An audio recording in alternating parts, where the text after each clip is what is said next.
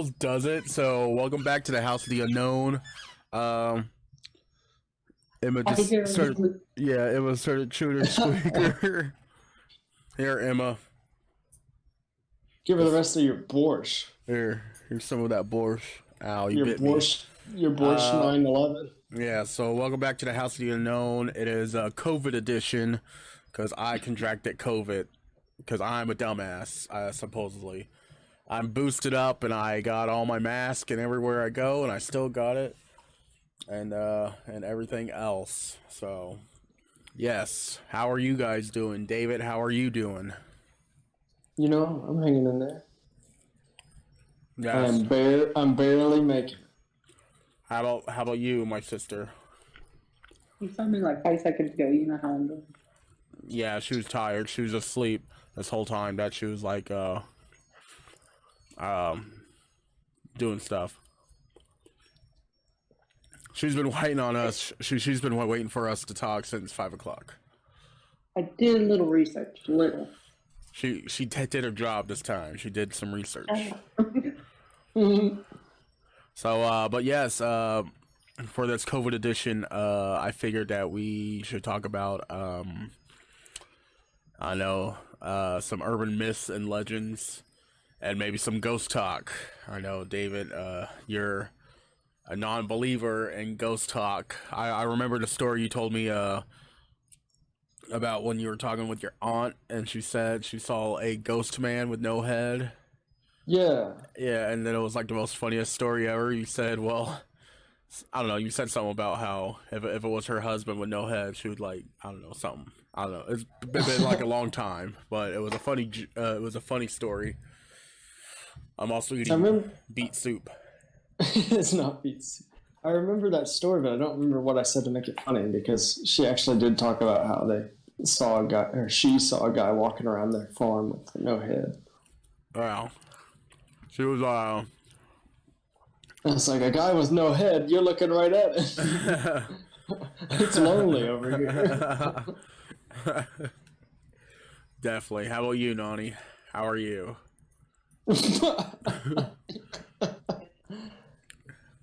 Beet soup.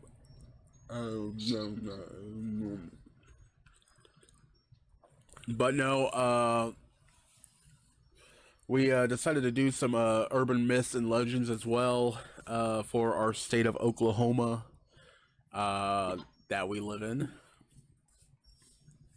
That I thought it would be kind of cool to talk about. There's actually one that really caught my eye because she was having my dad do more of the research than I did research too. Hey, you can't call on the experts. Yeah, you outsourced your job.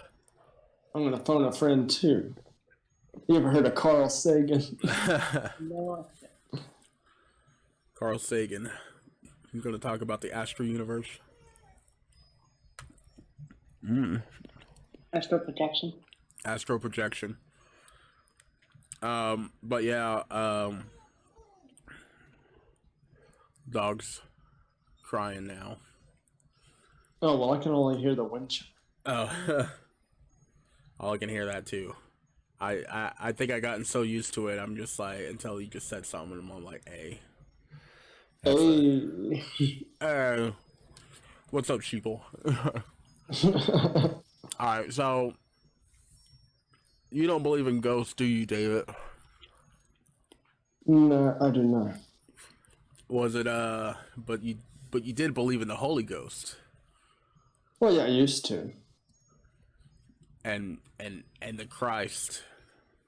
Yeah. And the borscht. The borscht. But what you're thinking of like what's the reason why you don't believe in ghosts? I think an absence of compelling evidence or personal experiences with them. $5 and then for tea.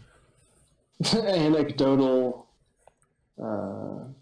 testimonies where they proved to be not real, like there were other circumstances causing the phenomenon that people adduced to be spirits. Have you ever been to a haunted house before? Not like Hmm. an amusement park haunted house, but like a haunted house. Well, I got invited to like a Halloween party, and they were putting on a haunted house at the Mormon. It was in sixth grade at the Mormon church. You said that was the Mormon church? Yeah, my best friend at the time in sixth grade, his family was Mormon. And then on the ride home from the Halloween thing, they told me about how my religion was fake and theirs is the only real way to go to heaven. And I told my parents about that and how I wanted to start going to church with this family, and they made us stop hanging out. Dang, son. That's crazy. Yeah. Sounds like Church of Christ. No, he was Mormon. I know. I'm saying they're all believers. Wasn't that the same guy that Clark also hung out with? No, this guy I was in sixth grade at Scummit Middle School with this guy. Because I know Clark was also hanging out with a Mormon guy, and they said, hey, I believe in that we own our own star. And Clark tore him a new one, saying that he's an idiot in front of the bus.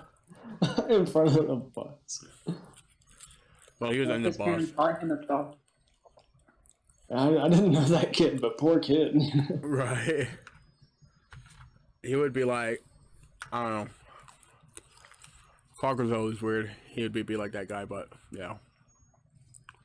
Yeah, but that Halloween party thing where they were supposed to have like a haunted house, the guy who was in charge of the haunted house like took forever to like put it together, and then he was looking for volunteers to like dress up in the costumes and scare people, you know. And he asked me and my friend if we'd volunteer, and then we're like, well, let us ask our parents, you know. And then his folks were like, no, we're gonna leave. This dude's supposed to have this thing started like 2 hours ago. So yeah, anyways, so Right. as far as haunted houses go, that's you know, I've never been to a place that has, well, I guess the church that my folks used to work at that I used to attend was a really big building, and it was alleged to have ghosts, but I never had any experiences there. Huh. But yeah, I guess I've never been to a place that's allegedly haunted. Allegedly haunted, but you never really had any ghostly encounters. No, I haven't. What about you? I got a couple of ghosts. Today's your lucky day, David, because we're going to kidnap you and put you into one. We'll blindfold you, and then you'll have to find your way out. Oh, well, that's easy. As long as I get like a camera and I don't get a gun like an Outlast, so I just have to run. Oh yeah. I'm the wall rider after all. The wall rider. Definitely. I would say like my realest ghost experience was obviously in the house you've been in. Our house is very ghostly. Our house. It's got very much ghost in it. Our house. It has very much ghosts in it. But I would say our house is pretty ghostly. What are you doing? Yeah, you guys seem to get things that won't go away then.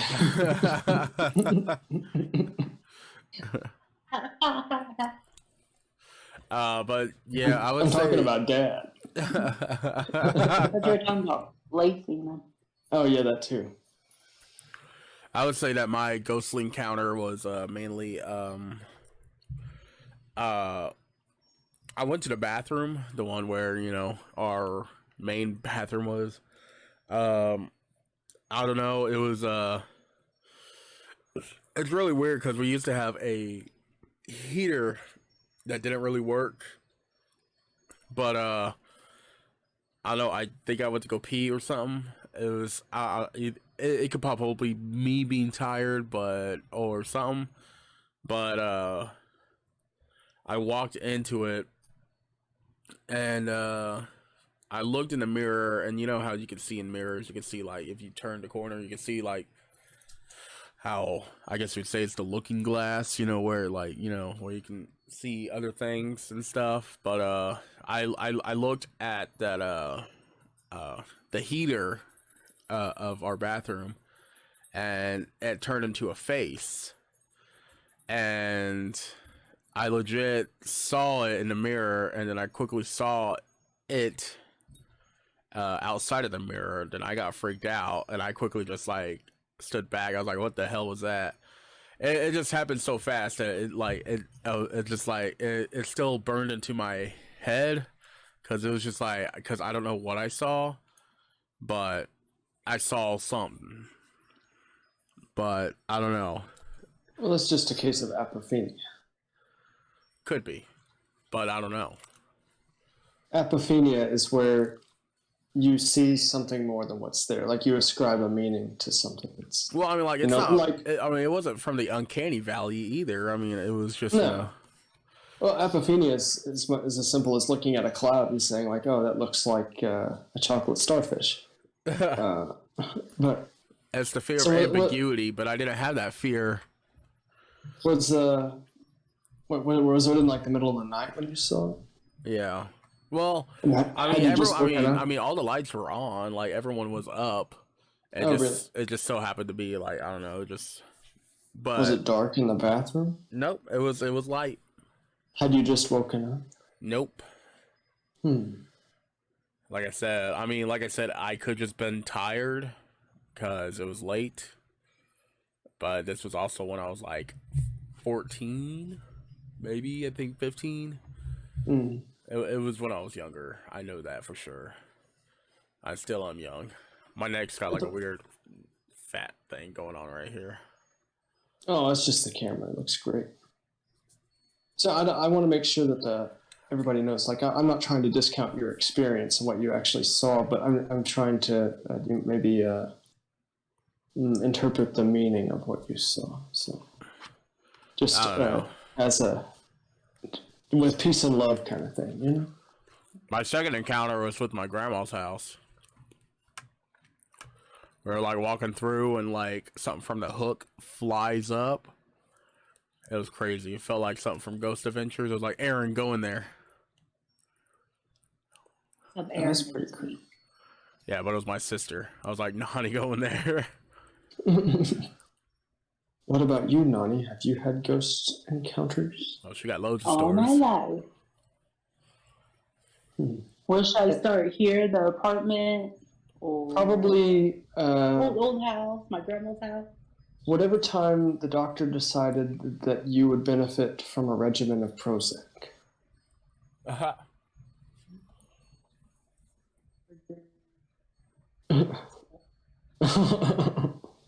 Except it wasn't Prozac, it was Zoloft because Prozac took me out. Oh. Or the one in Denver. One in Denver. Oh yeah, I heard about the place you guys lived in Denver. Was there a lot of ghosts? Were there a lot of ghosts there? Yeah. Or just homeless people looking for sandwiches? That's it. See, that sounds scarier. There was this one dude that just showed up at our house. It That was was in the shower. Yeah, and they Why were just did so they casual call me? about it. Like, straight up, like, when I was at their house, like, some homeless guy was like, hey, I'm here to look for pasture someone. And, like, they were just like, oh, he doesn't live here. I'm, like, all petrified. I'm like, yo, there's just a random guy who just randomly came in the house, and they made him a sandwich. Like, I'm all for, Okay. I'm all for helping out the homeless people, but at the same time, like, it's just, like, straight up, like, I don't know this person who's just, like, straight up, like... Right. I must have not been there. I don't remember that. It's like, I don't You know were you, that's my there. purse. You were upstairs, and me and Kai were downstairs, and a random guy just came in, and then I was like, Nani, what do? You were just still laying in your bed. You're like, oh, make him a sandwich and make him go home. Like, what the He hell? doesn't have a home. He doesn't have a home. Yeah. I must not remember that, dude. Yeah. I'm pretty sure a bunch of people were just roaming your house, and then you guys wouldn't even know because you guys live upstairs.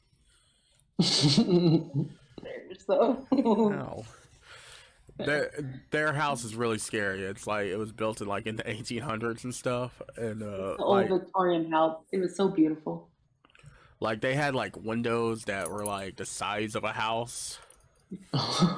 So because they didn't believe in electricity, Didn't you live there for free too? yeah. Yeah. All they had to As do was long as we do took care of the church. Yeah. You had to like mow the lawn or something. And upkeep. And if anybody wanted to use the church, then we would go and unlock it for them and everything like that. Yeah, and everything else. And I miss it.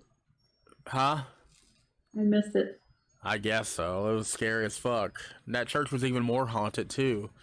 It was so scary. You should talk about some experiences you had in that church. Well, like which one? Talk about Most some of of the the best time- ones. So there was an MMA class down there with my friend Steve. He put on an MMA class every Thursday. Is that why Kai Oh. thinks he knows MMA? Yeah. Because Steve was an MMA fighter. And so, So was Julian. okay. Well, Steve and Julian are pretty much the same. So, probably not as much Steve and but yeah. So, I was down there with his wife, and we were sitting there talking while the guys were all working out and everything. And they had to prop the door open with this, like, peg. So, they had propped it open. And me and his wife were sitting there just talking, and all of a sudden that peg flies past us, and she screams, and it stops everything because when she screamed, the door just slammed shut. And so Steve was like, "All right, you guys sit still." And so because he was also a cop, security cop. Well, he's a cop, but whatever. So he went around and he said, "There's nobody here," and we were like, "We know. We just watched it fly across the room. Nobody tamper with it." So all he did was pick it back up and then just pushed it back in, and so they continued their workout. And I was like, "Oh my God." Then there was another time we had to set up for our art show down there. We had to go. We were upstairs of the church. And the only way go upstairs, we had to start in the basement. So we had to go walk up the stairs and open the doors for people. But we were upstairs, we just got through, and we were just turning out the lights. So we were all walking in a group, and Steve was the last one behind us. And Dad and Early were in the front. And all of a sudden, Steve's like, "What? What, Thompson?" And everybody like turned around and was like, because he was in the kitchen. There's the kitchen and basement. And Dad goes, "What is he saying?" And he's like, "Thompson, you're calling my name?" And I turned around and said, "Steve, nobody's behind you." And said, "Dad's in the front." So he swore Dad was sitting there calling his name. Well, maybe your dad's a ventriloquist. While I was talking to Early. That makes sense. So many explanations. You should continue on. Hold on, I gotta get me some more drink. There was this one place I worked at. It was called DIC. It was called Denver Indian Shop. I didn't even know. It was the Denver Indian Center. And I didn't know it was freaking haunted. And one night, it was kind of like, it was weird because we had a kindergarten across the hall. So, but none of the kids were making noise. It wasn't even loud like they usually were. And then the office that I worked for was on this side. And all of a sudden I kept hearing something like, I don't know, I can't explain it. It was just loud. So I went and checked because it seemed like I was the only one there. And it was weird because I was by myself. It was like a scary movie. And I was like, "Oh my God." So I went into the gym because it was right behind me and it got louder. And I was like, "Oh my God." I was like, "Whatever this is, please don't jump out at me. Please don't say anything. Please don't." So I went, and in the girls' locker, the shower was on. There was nobody to be found. And I was like, "Oh my God, please, please, please don't let me see anything. Don't let me hear anything." So I went in the shower and I turned it off. And I ran all the way back to my desk and I was like, "Oh my God." Then I found out it's super haunted and the girls' showers often come on all the time. It was the worst feeling. I hated that. It was probably worse than, because I guess that upstairs in that gym, there's a shadow dude that stands up there. I didn't know that at the time. All I knew was like the women's shower. I couldn't find anybody. It was weird. I was like, why was I isolated from that experience? there's this one time, I don't know if I can say that one. I don't know if I can say this. Well, they'll edit it out if we can't. Just keep going. So, Cliff noted. okay, so we were sitting there. Where's there? Oh. Okay, in Denver, our house in Denver. So things have been happening. I've been seeing something in the kitchen because that's probably what I hate. I thought it was Dad at first because one night I went downstairs and I started cooking in the kitchen and I seen something on my, it was gray, and I seen it lean over and look at what I was doing, and I thought it was Dad because he had a gray wife beater on. And I said, I'm just making supper. I said, it will be ready in a little bit. So, and then I looked up and I turned around and nobody was there. So I went upstairs. Kai was in the living room playing games and Dad was asleep. So I was like, who the fuck was I talking to? So after that, it was kind of freaky. And Dad started smoking off the house. Well, he was smoking every room off, but then when he got to my room, I was in the bathroom getting ready. I think we were going to a concert that night. And Dad was smoking off. When he hit my room, all we heard was do down the stairs. And Dad goes, Nani? And I was like, yeah. He goes, where are you? I said, in the bathroom. So I step out and he goes, where's Ty? I said, he's already downstairs. He's outside.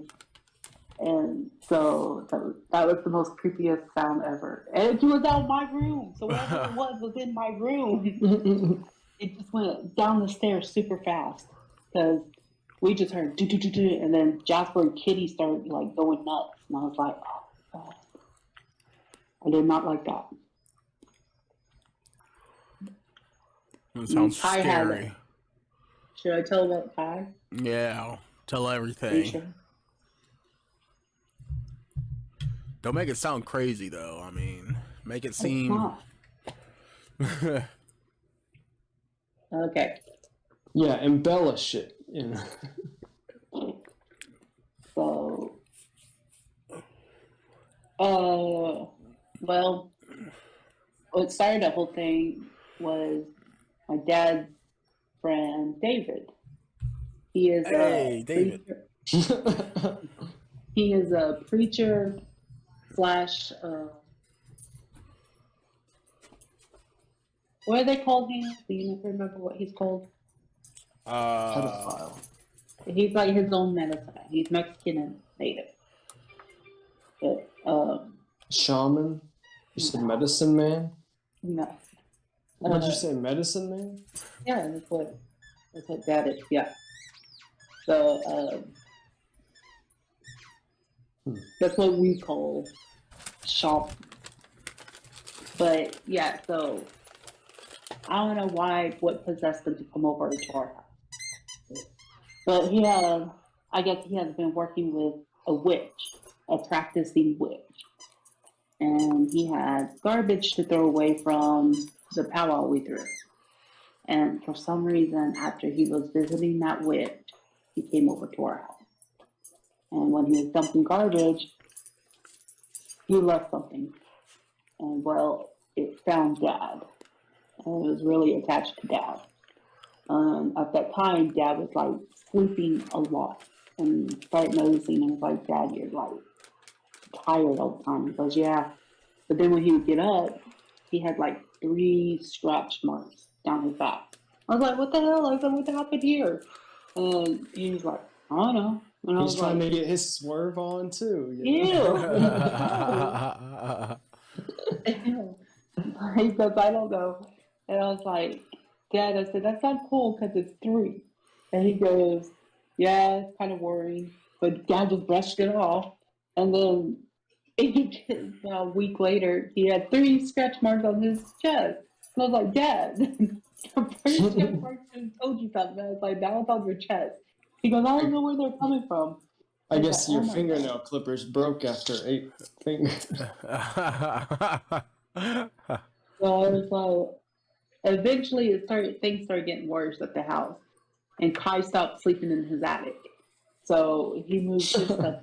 Because Kai had they had rebuilt the attic into this really nice room. It was a really cool house. It was the basement was pretty scary, but that's where my sewing room was. Yeah, their Um, basement like straight up looked like something from Saw. Oh yeah, subway tile and dirty and bathtubs. Kind of, Actually, yeah, man. there was a bathroom down there. Huh? There was a bathroom down there because they transported it into like a homeless person apartment type thing. But that was only one side. If you went to the other side, then it was like all cement and like a bunch of tools and stuff. Because the people who lived there before were kind of like drug addicts. And they were selling things out of their basement.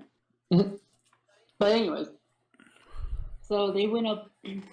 We asked David to come and help and stuff because one, he left it. He's the one that brought it. And so they went upstairs because Kai started hearing scratching up in his attic. So they went upstairs and they moved the fake wall and they found owl feathers, which owls are bad for us. Well, it They depends found on whether they're hooty owls or screechy owls, right? all owls are bad. Even the hooty ones. Yes, all owls are bad. Well, what about hooty No and the owls. blowfish? They found bones. They found like animal skins. It looked like something for a skinwalker. So they found a whole bunch of Skin stuff. So shifter. Kai, Yeah, skin shifter. Yeah. skin shifter. Yeah. So Kai indefinitely moved out of his attic and lived in the front room or upstairs room. But Yeah, you guys were really comfortable in that house. I always felt uneasy in that house, and you guys were just chilling. Like, I always had to But my run. friend Jody had like a super big nightmare that somebody's standing over him and everything. And like when Dad was working on him while he was asleep, he was talking in his sleep because he was like moaning. He big still time. runs in his sleep. Jody? Kyle. Hi. No, it was Aaron. Kai's friend Jody. Oh, okay. It was Kai's friend Jody. But that's what woke us up because he was moaning really loud because Kai's band would stay over. They like lived with us for about 6 months. Oh my god. And it was fun time, but yeah. So Jody was sitting there in the chair because I don't know how he slept there. I really don't because it was just like one big chair, I guess kind of like Moise's chair. And he was just moaning. And Jody was more open than Josie. Josie was hardcore Christian because these boys woke up every Sunday and went to church and then would come back over. But Jody was more open to what we believed in, and Josie's like, I don't believe in anything like that, so which is fine. But Dad was kind of like working on him because Kai woke him up and said that Jody would stop. And so Jody was talking in sleep, and he kept saying there was a man on the stairs, there's a man on the stairs. And so I went to go look on the stairs, and I was like, there's no one there. And he's like, he's about to steal my skin. So we had to smoke off Jody. And then he just went right back to sleep. We're like, okay. So that was a little weird. But the scariest thing that ever happened was when we were moving out. We were, Mom, Hannah, and Dad had to go and finish because me and Kai gave the keys back. So once the door was closed and locked, we couldn't get back in. So me and Kai were staying there, and everything was all packed. We were just waiting for a few boxes. And what I had done was at the top of the stairs, push all the boxes there so we wouldn't have to go in any other rooms or anything. All we had to do was get the boxes and go. So me and Kai, they had Why are to you bag laughing? out. Because you had the silliest look on your face. Me? Yeah, see, he told that. I told you to do that, Hannah. So you were waiting on a few boxes, and what you had done was something about Oh. the stairs, and Well, me and Kai were downstairs. yeah. Mom and Hannah and Dad, it seemed like it took fucking forever. They were gone for a long time, and I know the storage wasn't that far away. And we were sitting there, and all of a sudden we just kept hearing, like the boxes were being moved around upstairs. And I look at Kai, and Kai looks at me. He goes, "I'm not going up there." And I was like, "That's all right, because I'm not going up there either." So he played music as loud as he could, but we kept hearing walking, like somebody was walking up the stairs. We were just in the legit living room right there. I mean, like we could have seen if somebody came down the stairs, but we just, for the longest time, we just sat there and tried to ignore it. And boxes, like stuff. So finally, when Dad comes in, me and Kai jumps up. And we're like, "Something's upstairs moving the boxes." So Dad goes upstairs and investigate. He said the boxes are still at the top foot of the stairs. And so me and Kai just looked at it, and he's like, "But we do need to get out of here because whatever it is close." So we finished up the boxes. It was like the most creepiest things in the world. Me and Kai just tried to ignore it so much, and it just got louder. Yeah, I was like, "Just tell her that we'll be gone soon." And so I was like, "All right." And I had no idea what took them so long. But Mom's like, "We weren't that long." I was like, it felt. But Denver's pretty. I don't know. I had a lot of experience. Yeah, I feel like you have a lot more experience than I do. I don't really have that much, I guess you'd say feeling of ambiguity and or the uncanniness. But I just that's all I pretty much remember. I do remember Well, you remember our trip when Dad's relative died and we went up to go see Geronimo's thing? That was another scary experience for me. well that was for you. You said you were feeling really uneasy I did not like it. because it was Geronimo's cell.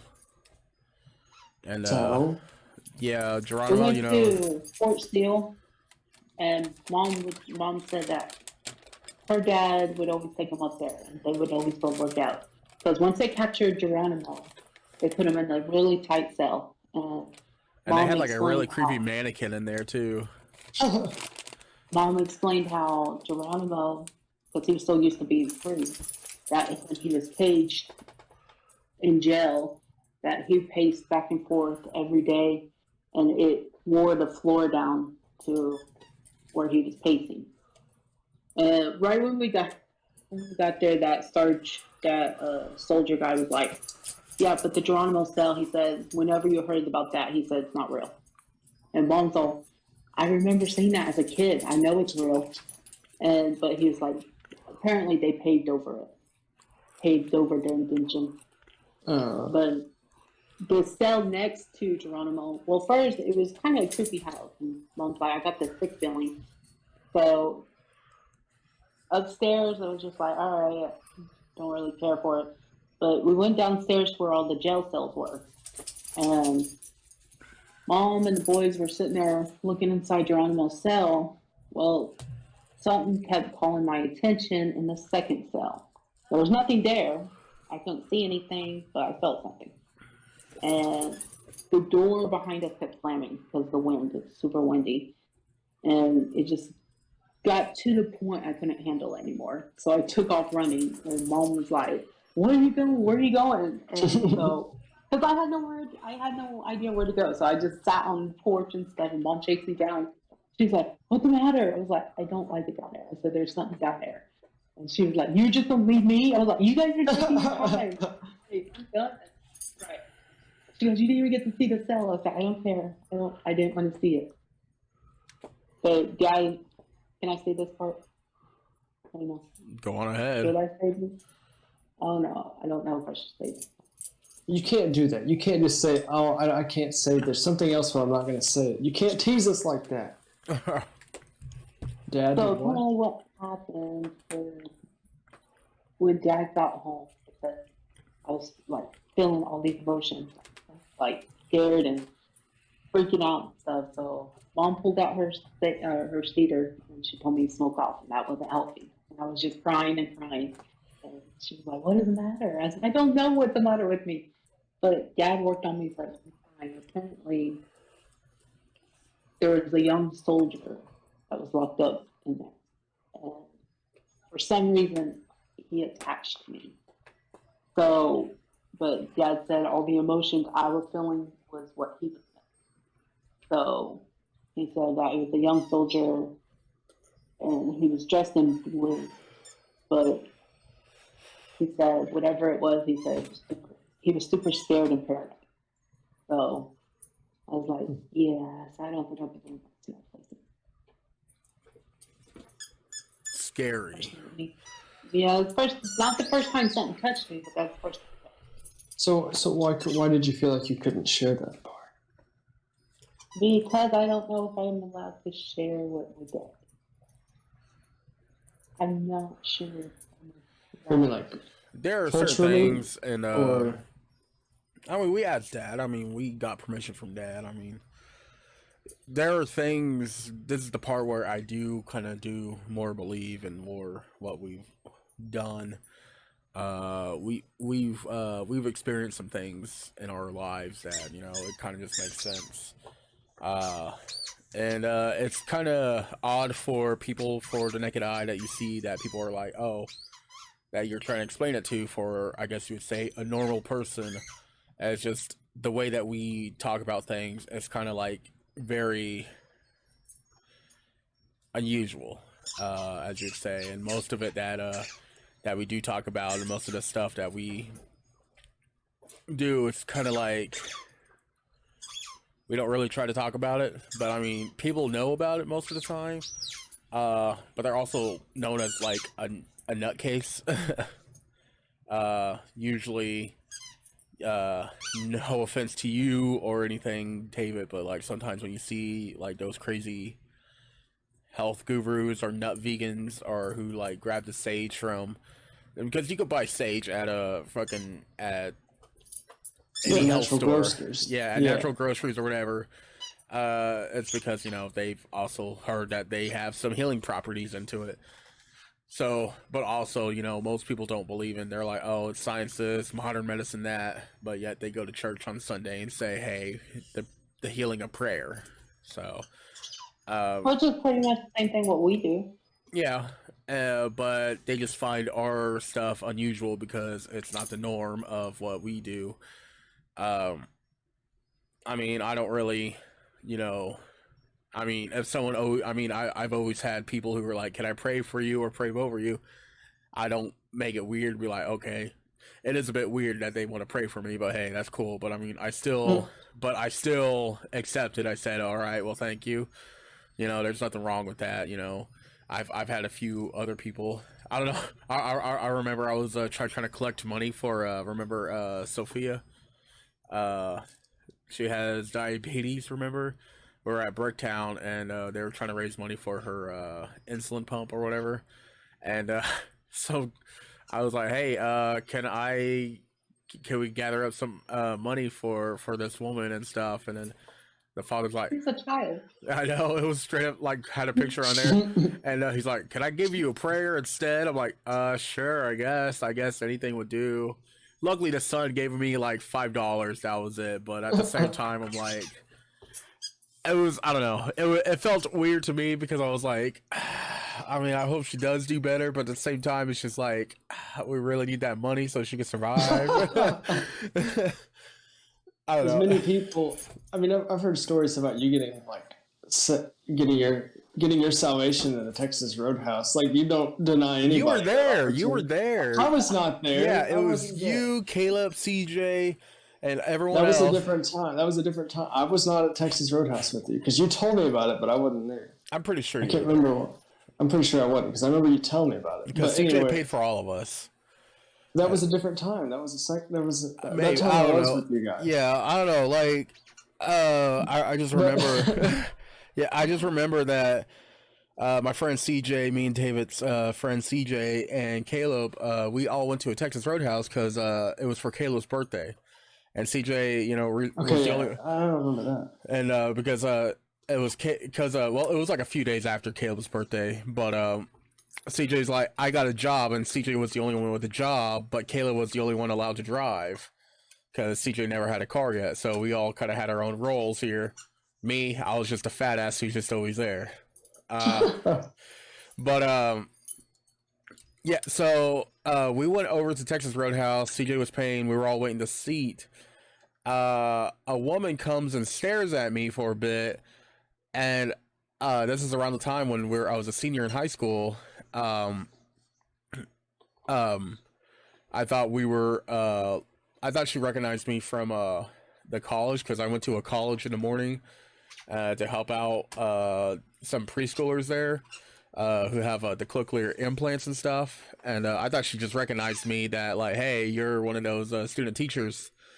But no, she just straight up looks at me and says, "Do you accept Jesus Christ as your Lord and Savior?" And I was like, "Oh." She catches me off guard, and I was like, I tried to explain, but then I just gave up recently, and people were like staring at me. They're like, "Hey, now, come on, our seat's ready." I was like, "Just go." And then she was kind of like a nutcase, like if it was just like a saver prayer, it would have been fine. But she started speaking in like weird tongues to me. Oh my god. And she's like, repeat after me, and she just legit goes blah blah blah blah, blah like legit. And I was like, what is going on? Huh? Was she blonde with curly hair? No, she had like brown hair. She was like some bigger woman. But after she did all that, and then she's all like, I just baptized you. And I was like, oh, okay. And so she's like, if you wanna learn more, our church is over there, like a couple miles out there. And I was like, so I just got baptized at a Texas Roadhouse. And like I said, I'm like, there's nothing wrong with prayer, I do it from time to time. But at the same time, that was just kind of like nutcase prayer, though. I don't know. I did get a job after that, a couple of weeks after, so maybe that prayer was there for me to get a job at IHOP. But hey, I mean, it was just kind of weird.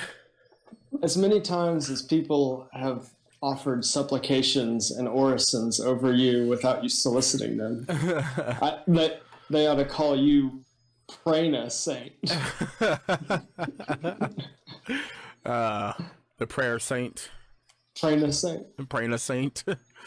But yeah, it was I don't know, it was kind of I don't know, it's just weird like that to have something like that just happen to me. I don't know, we've always been taught to be at least respectful for other things. My dad's a very big spiritual person, and like we don't really try to delocate ourselves with that. I know Kai's probably like, well, it's not what I believe in, and tries to be like full on rude about it. Like, Yeah, he fights with my friend Haley, and I'm like, oh, you guys are not going to agree. Just don't fight. The one from Australia? yeah. Because Haley is super religious, and Oh, yeah. she is very. Her dad's not though. Her dad's against religion, but like her mom and her sister. She's told me things about this stuff, and I just don't understand why Kai just continues to fight with her. I'm just like, dude, you're not going to change her mind. She's not going to change yours. So what's the point?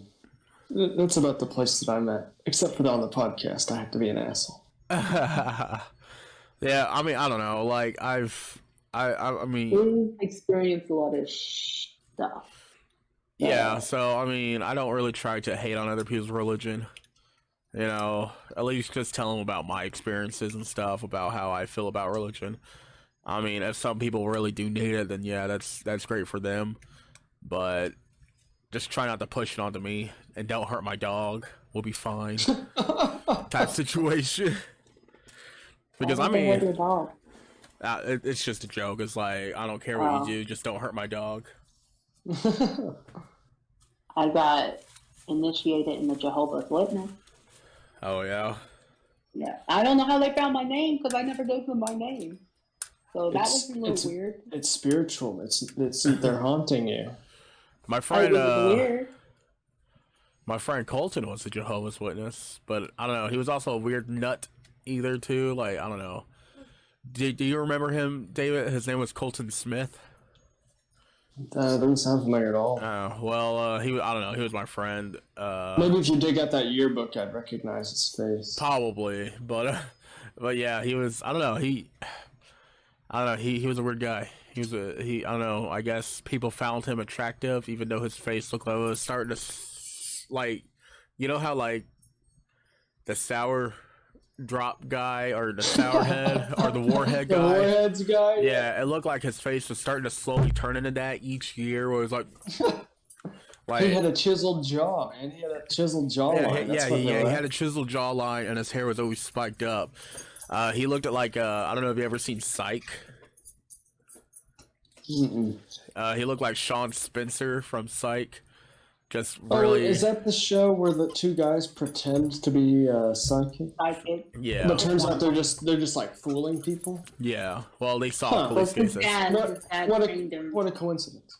Oh, Yeah, he was a Jehovah's Witness, and I don't know, he was kind of like a weird nut guy. Like he was wearing Jesus shoes. I guess there was a brand called Jesus shoes, and it was legit like sandals that were made out of rope. And I don't know, and he would wear them every day to school, even wear jeans over them. Like I understand if he was wearing like shorts, but he was wearing jeans, and it was just weird. It was just like I don't know. He said he's a Jehovah's, and then he had and then he had a brother, which I was in class with, and he was like an older brother, and he said he's not a Jehovah's, and I was like, what are you talking about? He's like, we celebrated his birthday the other week, and I was like, what? It was just weird. It was, I don't know, it was just, I don't know if he was trying to be edgy or something, or was he just, or doing something. I don't know. It was just weird. But again, I try not to mess with your guys' religion or anything else. So Totally unrelated, but that reminds me of Austin Seal. You remember that guy? Sounds familiar. I don't know how to describe him. He had short brown hair, brown eyes. I really don't know what else to say about it. Anyways, he would mess with people, and I wouldn't realize he was messing with people until like a long time down the road. And so they would take yearbook photos super early in the year. Yeah. And the yearbooks didn't come out until like, May, whenever we were about to go home for the year, whenever, the school year was over. Yeah. I feel like. And anyways, everybody gets their yearbooks at the end of the year, and people are just flipping through them in English class, not paying attention to class and everything. Uh-huh. And Austin Seal was in our English class, and somebody's like, Austin, dude, I can't believe you did that.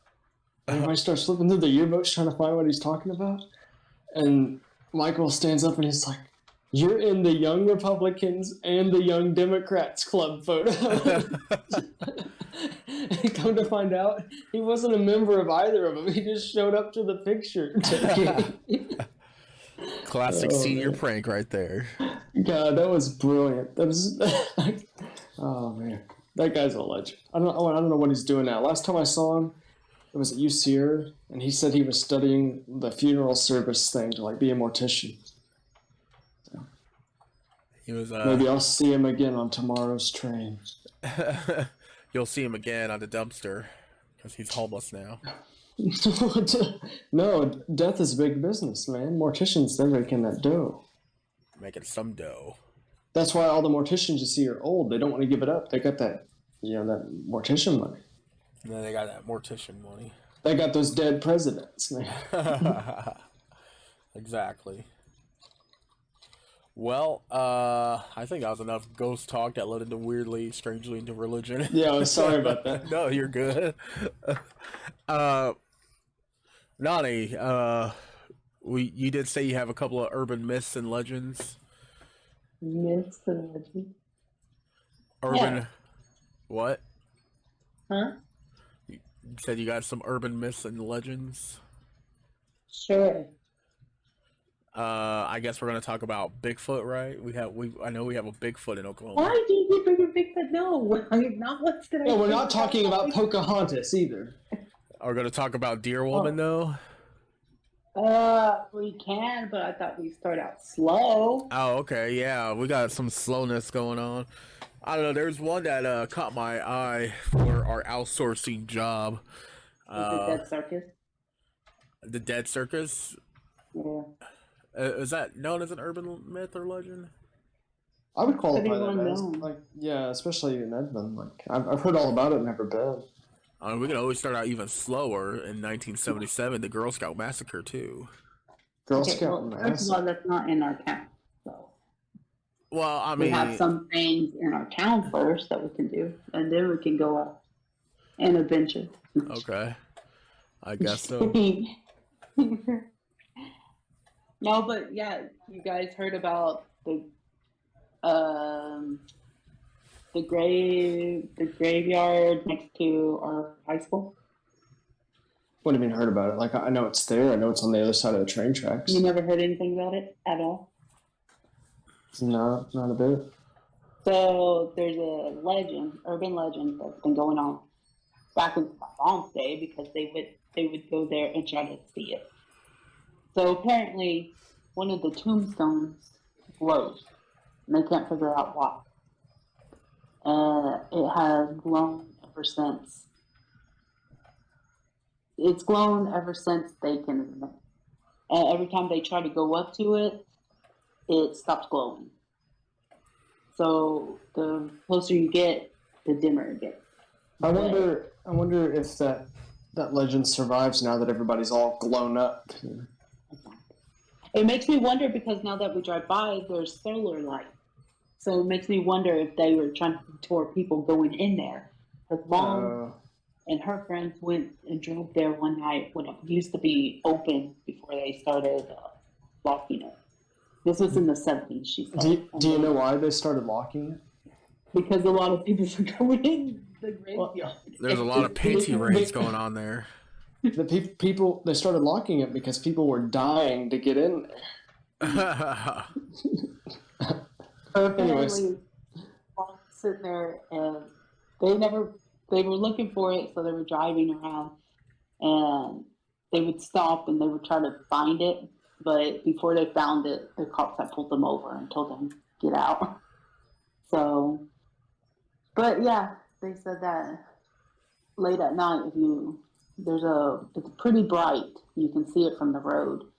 But I started noticing every time we drive through it, there's solar lights. There's more and more solar lights. So I wonder if they started doing that to detour the glowing. Deter. Yeah, they want to detour people. Shut up. Go this The way. Dead Circus. Detour. The Dead Circus. The Dead Circus, the only thing that was really spooky with me was when I went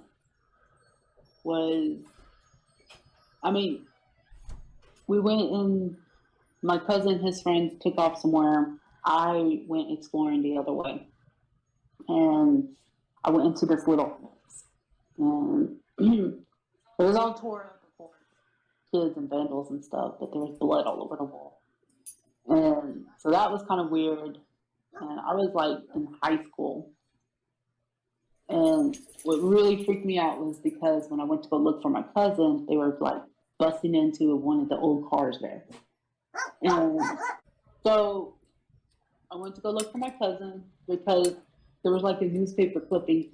I swear, a peacock with, okay, I was off subject, sorry. But it kind of ties in. One time I was really sick and I was home by myself. Mom and Dad were at work and the boys were at school. And I kept hearing like squawking, like birds squawking. And I looked outside and there was this unusual looking bird. And I was like, it was walking around with all the little tiny birds. And I didn't know what the hell it was. And then it opened its tail. And it was a peacock. I was like, Oh wow. what the hell? I've never seen a peacock. Why is a peacock in the middle of Edmond? And so I went outside because in my head I was like, I'm going to catch it and keep it. So I just sneaked up on it and it flew away. I didn't know peacocks could fly, but it flew away. And I'm 100% sure the peacock was from the Dead Circus. So And Crack now and roll. look at it. You missed an opportunity because look at it now. It's gone on to become this popular streaming service. stupid. But so I went to go look for my cousin and his friends, and they were busting into this car, and they were trying to open That shit it. busting. They were But busting. what scared me is in the middle of the day, because it was right after school, and I heard something, and I looked up, and then the tree was full of owls. I just lost it. I started hyperventilating and freaking out, and my cousin's friend was like, "Calm down, they live here. They live here." And I was like, I want to go. I said, I need to go. I need to go. And my cousin was like, "You don't get it. You're white." He said, "Owls are a big thing in our culture." And because Eric was kind of getting upset at one point. And he was all like, "Well," he goes, "they just live there. You should just calm down. They live there." And I was like, "I don't care. They're awake during the day." I was like, "Owls aren't awake during the day." Until somebody tries to bust into their car.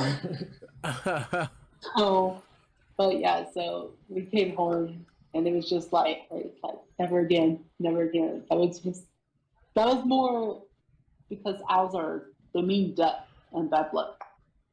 And so I was like, I don't want to go back.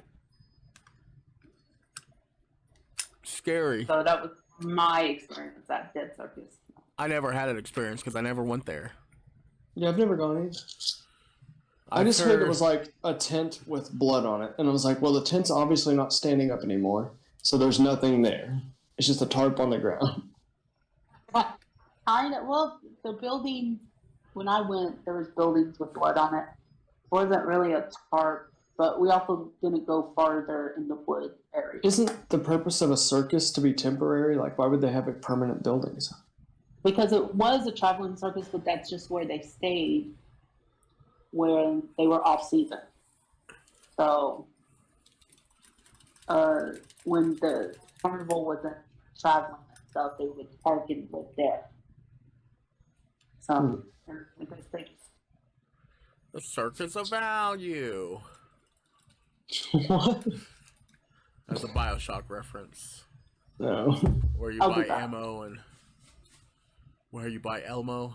Mays County had been a retreat for Girl Scouts since 1928.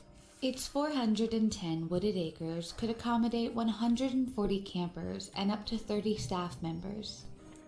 A road nicknamed Cookie Trail led to 10 camping units scattered throughout the verdant beauty of the forest. In April of 1977, just 2 months before camp was about to start, a summer camp counselor attending a group training session discovered that an unknown person had broken into her cabin and had gone through her personal belongings. On Sunday, June 12, 1977, 3 young girls, Lori Lee Farmer, age 8, Michelle Heather Goose, age 9, and Doris Denise Milner, nicknamed Denise, age 10, bounded joyfully onto the bus that would take them along with 137 other campers to Camp Scott. The large group of preteen campers were set to spend a fun and eventful 2 weeks at the camp, but for 3 random girls, their trip would be tragically cut short. Upon arrival, the girls were all assigned campsites and tents. The camp was split into 10 different units, within which there were around 7 tents for campers, as well as the counselor's tent. Each campsite had a Native American tribe's name, and Lori, Denise, and Michelle were assigned to the Kiowa campsite, Tent 8. The trio was actually supposed to be a quartet, as a 4th girl was also set to be in Tent 8 that night, but due to a clerical error, she had been misassigned. The unnamed 4th girl was meant to be moved to Tent 8 that very evening, but due to an impending thunderstorm, the camp counselors decided to postpone the move, thus unknowingly saving that girl's life. At 7 p.m. the night of June 12th, the storm was in full force, but the girls were warm and happy, acquainting themselves over dinner in the dining tent.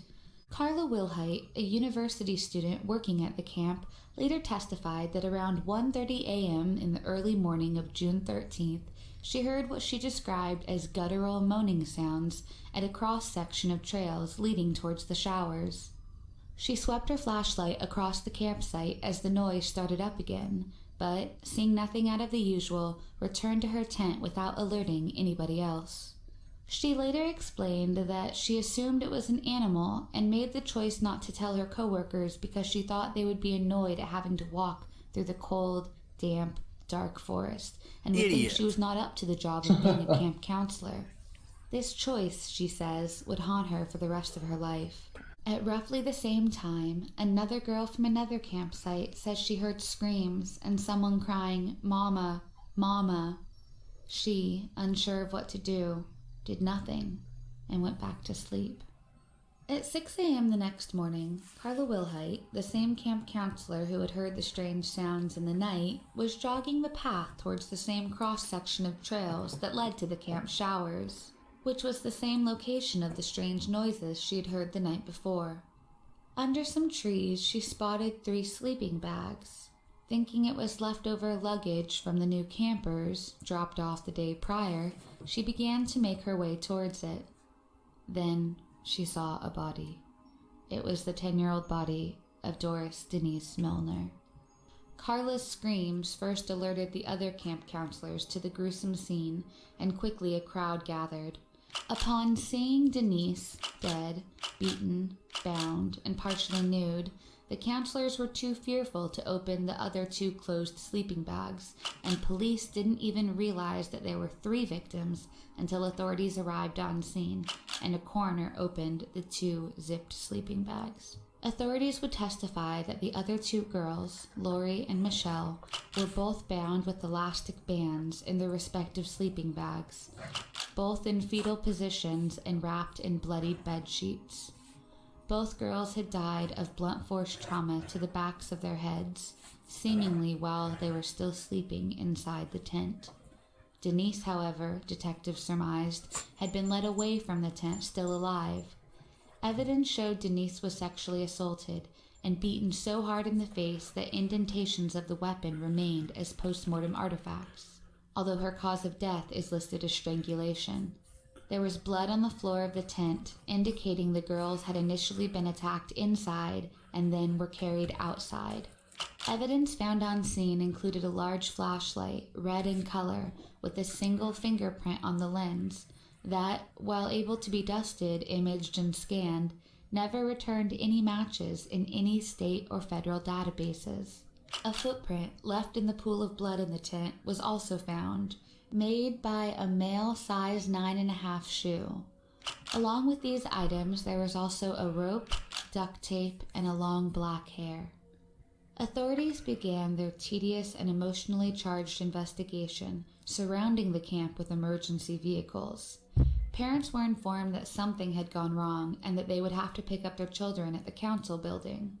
Parents of all 140 campers rightfully panicked and drove to the camp, creating a literal mile-long line of cars backing up into the entrance road, known as Cookie Trail, so named for the Girl Scouts' most famous annual endeavor. The camp was eventually evacuated entirely, and campers were released to their parents or guardians, Why would with they call some the being parents released then? without even their luggage, and all of them confused at the purpose of their trip being cut so short. June 13th would be the last day Camp Scott ever operated. The camp would close for good. The investigation went into full swing once the camp was cleared out.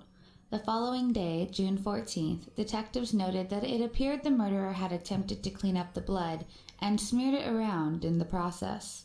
There was blood not only on the floor but also on the towels and the mattresses. The investigators soon learned about Jack Schroff, who owned a ranch near Camp Scott. At his home, black duct tape was found, as well as rope, which appeared identical to that which had been used to bind the wrists of 2 of the girls. However, Schroff claimed that his house had been broken into prior to the attack. Some items had been stolen from his cabin, but he could not name exactly what had been taken. Schroff took a polygraph and passed. He also had a solid alibi for the night of the murders, and therefore was cleared as a suspect. Authorities then came up with a new suspect, named Jean Leroy Hart. Gene Leroy Hart was a local Cherokee man. Raised just 1 mile from Camp Scott, he had been at large for 4 years, since 1973, when he escaped the Mays County Jail, of which he was an inmate for the crime of kidnapping and the subsequent rape of 2 pregnant women, as well as 4 counts of burglary. Although there is no direct evidence linking Hart to the crime, the sheriff in town, Weaver, said that he believed Hart was, quote, 1,000% guilty, but he did not elaborate as to why he believed that. Several days after the murders, some hunters discovered a cave which appeared inhabited. They found a number of items in the cave, including women's glasses, pages from the Tulsa newspaper, a section of which had been found in the battery compartment of the flashlight, possibly to keep the batteries from rattling around, and photographs that Hart himself had developed while working in the photo lab at the Granite Reformatory.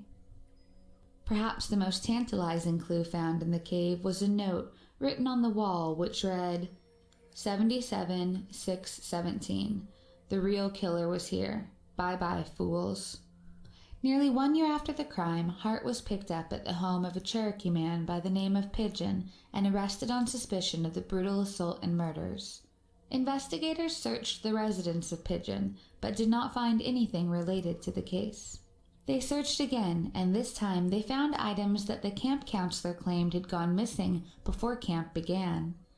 Pigeon claimed these items were never there and that they had been planted in his home. There was also speculation that Sheriff Weaver actually had the photos which belonged to Hart in his desk at the Mays County Jail and planted them in the cave, therefore tying Hart to the case. Many family and area residents believed Hart was innocent. They raised money for his defense and supported him during his trial. A key piece of evidence was the long black hair, which was found on one of the victims. A state crime analyst said that although the hair matched Hart's hair, you could not identify a person based on hair alone at that time in 1977. The fingerprint on the flashlight lens did not match that of Hart. The bloody footprint in the tent was also too small to be Hart's. A jury eventually found Hart acquitted of all charges, and when they pronounced that verdict, Hart began openly sobbing with relief. He maintained his innocence. The not guilty verdict notwithstanding, Hart still had a 306-year state prison sentence for the crimes he was originally convicted of, as well as the successful prison escape. However, after just 2 months back in jail, Hart had a massive heart attack and died instantly at age 35. The parents of Doris Denise and Lori Farmer, but not those of Michelle, sued the Magic Empire Councils of Girl Scouts for $5 million, alleging that the organization's administrators and the adults in charge were negligent. They included complaints regarding the threatening note left in the donut box 2 months prior to the tragedy, as well as the lack of adequate supervision of the campers and lack of follow-up in regards to the noises made that night. One of the campers who heard sounds in the night, though it is unclear which camper, says she told the camp counselor of these screams and was told to ignore them. In their defense, the camp counselors explained that first nights at camp are often filled with girls gleefully screeching and getting to know one another. In 2008, bodily fluids But from that's inside different the from tent were screaming. put forward for DNA testing with more advanced forensic technology analysis. No answers came from this, however, due to the deterioration of the samples being too great. No other viable suspect ever surfaced, and the case remains open and unsolved to this day. What? That wasn't the video we watched earlier. I didn't see that one. Yeah, so that's what the whole unsolved part was. But the whole supernatural thing does come into play. For some reason Nani didn't want to talk about, but there's more into that story that to believe. What Nani told me, there was a medicine man that came to him and said, if you're Came to innocent, who? Into the heart. Hart? yeah, Hart guy? and said if you actually didn't kill the person, you would live, but if you did, basically he said, tell me straight up that you didn't kill the person, or these girls. Basically, he was threatening him to die, saying if Oh, he said you will die in 2 weeks. He yeah. said, if you honestly didn't kill the girls, then you will live. And 2 weeks later, he had. Yeah, 2 weeks later, he had a heart attack and died. So that's how the whole supernatural thing goes into the whole conspiracy theory. If you guys saw, the video was not all the way there. I did have to cut it up into bits. I'm telling them this. I mean, we watched the whole video, but I just cut it up in bits where it could be even shorter. Lacey cut this part. So what? Lacey cut this out. No, but if you want to watch the full video, go ahead and on to Hannah St. Prime Plus Squared. You can watch the full video with us and everything else. Or I'll leave the link in the description down below for the full video. Go ahead and support those people because it was pretty nice and it was pretty small documentary. I liked it.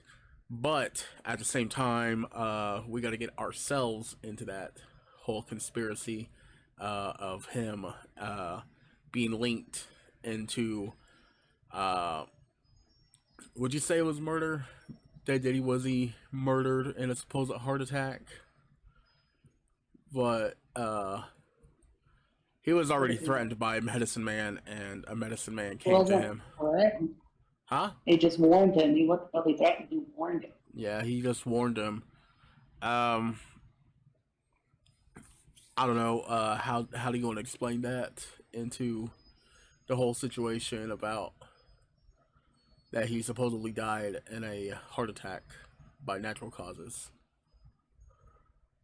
Well, I think that there are certain diseases. I'm not sure if heart disease is one of them, but there are diseases that are more prominent among native populations than among the general population. But heart attack at 35? That's pretty young. That's right. And type 2 diabetes is often a late onset. But you saw him. He didn't look like he had diabetes. No, but He was really as an example, every analogy breaks down. So you're saying we're all fat, David, huh? Understandable. I'm talking about I'm talking about facts here. Things that can be backed up by data. Yes, fat. We heard you. Wow. Facts. Facts. F-A-X. Facts. But yeah, the whole that he died 2 weeks later after of a heart attack. They say that a medicine man came up to him and told him, hey, if you did kill these girls, tell me now, or if you didn't, something won't happen to you if you didn't, but if you did, something will. And he flat out, straight up said to his face, he said, I did not kill those girls. And then I guess 2 weeks later he died. So it is it's pretty interesting about how there's also a documentary on this too as well. There's a whole FBI case onto this. There's a whole lot of stuff in this. I guess it's a lot bigger than just that 16-minute video, but it's a pretty big case and stuff, I guess. And but yeah, it's kind of crazy about how how all this information is all about, but there's a few key missing elements that only some people know. So she didn't explain about the medicine man or anything, but they legit just No, but that's the supernatural. yeah, it's very supernatural into the whole situation and stuff. So I thought, and maybe these are just true facts about the case, but I thought it was peculiar about how specific the letters were what they were writing, how specifically the girl said it's 7:45 or whatever. And then one of the first girl, whatever she wrote too, was kind of oddly particular. Or an 8-year-old. Yeah. And I'm also not familiar with that part of the state, but I don't think there are a lot of natural caves in Oklahoma in general. That story, but I'll say Say what? that during the Jesse James era, Uh-huh. Mhm. our great grandfather used to feed him when he would come through town. And because he was traveling through his land and stuff, apparently he came up onto this like cave. I guess it was a cave floor. It would be a cave, guess. And he found old Jesse James's loot there. So yeah, our family used to feed Jesse James in his game. Loot crate. Wow, and then he started building motorcycles and dating Pamela Anderson. Oh, it's Thunderbolt. Oh, my headphones are dead. Yeah, my phone's about to die too, so we could probably put a wrap on this. Yeah, so there's a lot more that we wanted to talk about, but there is a lot of things that So we'll have to, sounds like we'll have to do a part 2. we might have to do a part 2 for this. So definitely, if you guys, we'll bring out more information about the Girl Scout murders, massacre back in 1977. We'll never have some more information about what's going on and stuff, and definitely, I'd say thank you to my sister and David for joining us. Again, you can definitely watch this full episode on Hidden State Prime Plus Squared on Patreon. And yeah, I hope you guys like this video, comment, like, and subscribe, and everything else. Oh, but yeah, I guess we'll see you again in the next video. This video is funded by crowdfunding on Patreon and viewers like you. Thank you.